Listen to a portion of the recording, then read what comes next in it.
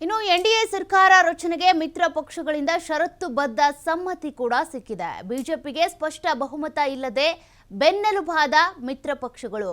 ಬಿಜೆಪಿಗೆ ಸ್ಪಷ್ಟ ಬಹುಮತ ಇರಲಿಲ್ಲ, ಈಗ ಬೇರೆ ಬೇರೆ ಪಕ್ಷಗಳು ಬೆನ್ನೆಲುಬು ಆಗ್ತಾ ಇದ್ದಾವೆ. ಮಿತ್ರ ಪಕ್ಷಗಳೇನಿದ್ದಾವೆ ಅವು ಬೆನ್ನೆಲುಬಾಗಿ ನಿಲ್ತಿದ್ದಾವೆ ಸರ್ಕಾರ ರಚನೆಗೆ.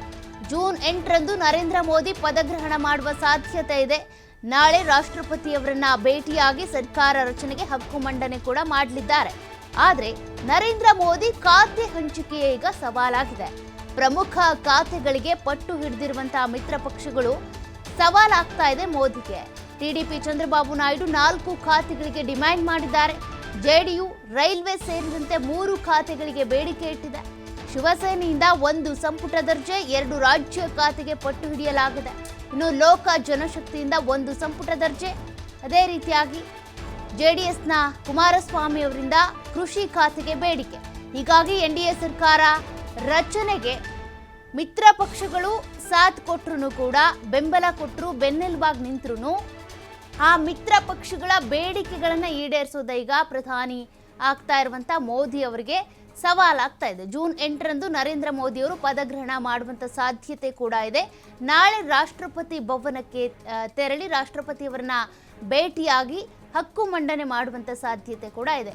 ಯಾಕೆಂದ್ರೆ ಈಗಾಗಲೇ ನಿನ್ನೆ ನಡೆದಿರುವಂತಹ ಎನ್ಡಿಎ ಮೈತ್ರಿಕೂಟದ ಸಭೆಯಲ್ಲಿ ಮಿತ್ರ ಪಕ್ಷಗಳು ನಾವು ಎನ್ಡಿಎಗೆ ಬೆಂಬಲ ಕೊಡ್ತೀವಿ ಅಂತ ಆಯಾ ಪಕ್ಷಗಳ ಅಧ್ಯಕ್ಷರೇನಿದ್ದಾರೆ ಆ ಬೆಂಬಲ ಪತ್ರದಲ್ಲಿ ಸೈನ್ ಮಾಡಿದ್ದಾರೆ. ಆ ಪತ್ರಗಳನ್ನು ತೆಗೆದುಕೊಂಡು ರಾಷ್ಟ್ರಪತಿ ಅವರನ್ನ ಭೇಟಿಯಾಗಿ ರಾಷ್ಟ್ರಪತಿ ದ್ರೌಪದಿ ಮುರ್ಮು ಅವರನ್ನ ನರೇಂದ್ರ ಮೋದಿ ಅವರು ಭೇಟಿ ಆಗ್ತಾರೆ. ಅದಾದ ಬಳಿಕ ನನಗೆ ಇಷ್ಟು ಬೆಂಬಲ ಇದೆ, ಸರ್ಕಾರ ರಚನೆ ಮಾಡೋದಕ್ಕೆ ಬೇಕಾಗಿರುವಂಥ ಮ್ಯಾಜಿಕ್ ನಂಬರ್ ಸಿಕ್ಕಿದೆ, ಮಿತ್ರ ಪಕ್ಷಗಳ ಬೆಂಬಲದಿಂದ ಎನ್ಡಿಎ ಸರ್ಕಾರವನ್ನು ರಚನೆ ಮಾಡೋದಕ್ಕೆ ಅವಕಾಶ ಮಾಡಿಕೊಡಿ ಅಂತ ರಾಷ್ಟ್ರಪತಿ ದ್ರೌಪದಿ ಮುರ್ಮು ಅವರ ಬಳಿ ಹೋಗಿ ನರೇಂದ್ರ ಮೋದಿ ಅವರು ಕೇಳ್ಕೊಳ್ತಾರೆ. ಆ ಪತ್ರಗಳನ್ನು ಕೊಡ್ತಾರೆ, ಹಕ್ಕು ಮಂಡನೆ ಮಾಡ್ತಾರೆ. ಅಂದರೆ ನಮ್ಮ ಸರ್ಕಾರ ರಚನೆ ಮಾಡೋದಕ್ಕೆ ಅವಕಾಶ ಮಾಡಿಕೊಡಿ ಅಂತ.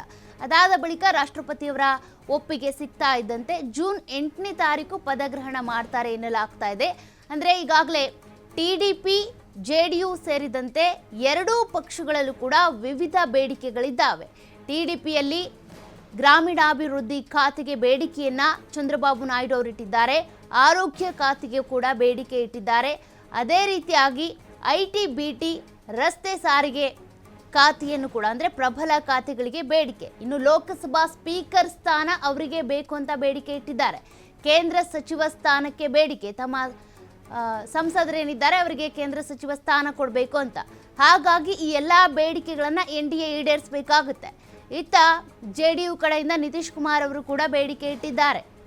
ಅವರು ಕೂಡ ಮೊದಲು ಹೇಳ್ತಾ ಇದ್ರು ನಾನೇ ಪ್ರಧಾನಿ ಆಗಬೇಕು ಅಂತ. ಅದಾದ ಬಳಿಕ ನಿನ್ನೆ ಆಗಿರುವಂಥ ಎನ್ಡಿಎ ಮೀಟಿಂಗ್ನಲ್ಲಿ ಒಂದಷ್ಟು ಡೆವಲಪ್ಮೆಂಟ್ಸ್ ಆಗಿರುತ್ತೆ, ಅವರ ಬೇಡಿಕೆಗಳನ್ನು ಇಟ್ಟಿರ್ತಾರೆ.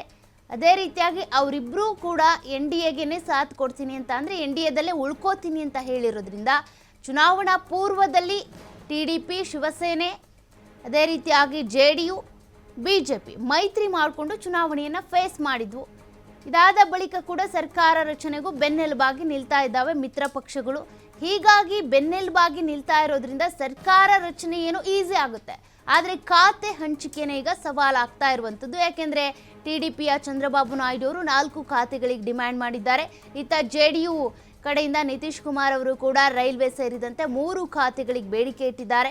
ಶಿವಸೇನೆಯಿಂದ ಕೂಡ 1 ಸಂಪುಟ ದರ್ಜೆ, 2 ಖಾತೆಗೆ, 2 ರಾಜ್ಯ ಖಾತೆಗೂ ಕೂಡ ಪಟ್ಟನ್ನು ಹಿಡಿದಿದ್ದಾರೆ.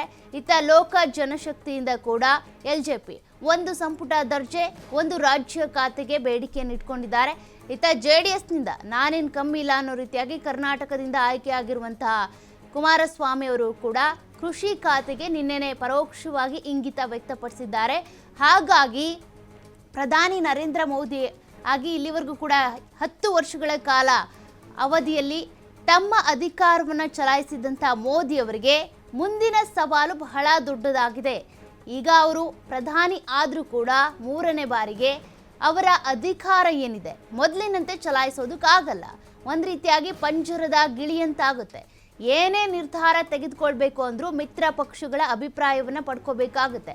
ಅದೇ ರೀತಿಯಾಗಿ ಖಾತೆ ಹಂಚಿಕೆ ಕೂಡ ಸವಾಲಾಗಿದೆ.